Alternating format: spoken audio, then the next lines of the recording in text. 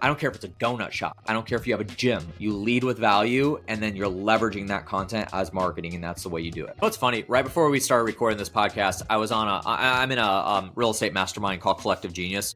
And I presented to one of the groups literally just an hour ago before we hopped on here to do this recording.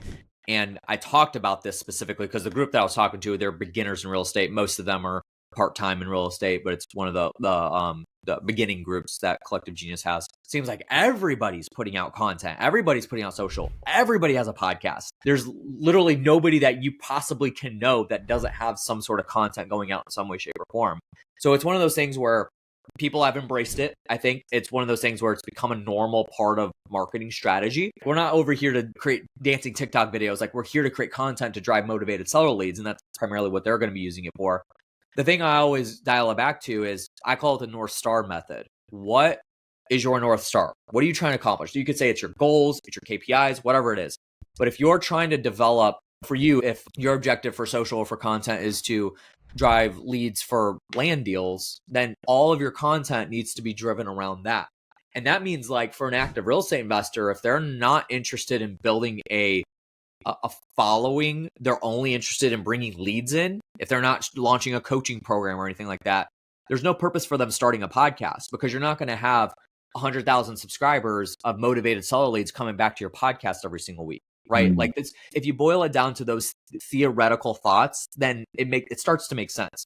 So the way that we look at organic content, it's all driven around, it's just marketing, and it needs to be infused into your marketing plan in some way, shape, or form. Now, obviously, there's differences, right? Like, you're not advertising. There's a difference between advertising and delivering valuable content. You're driving with value.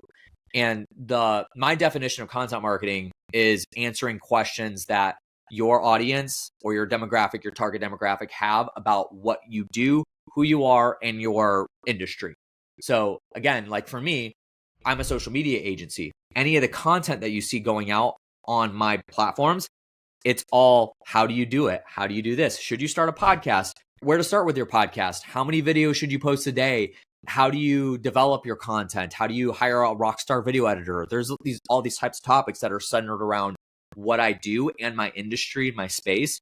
And it's all value-based content. That's what I'm putting out. And that content will force people to go try it themselves, come back to me and say, I tried it, but I sucked at it.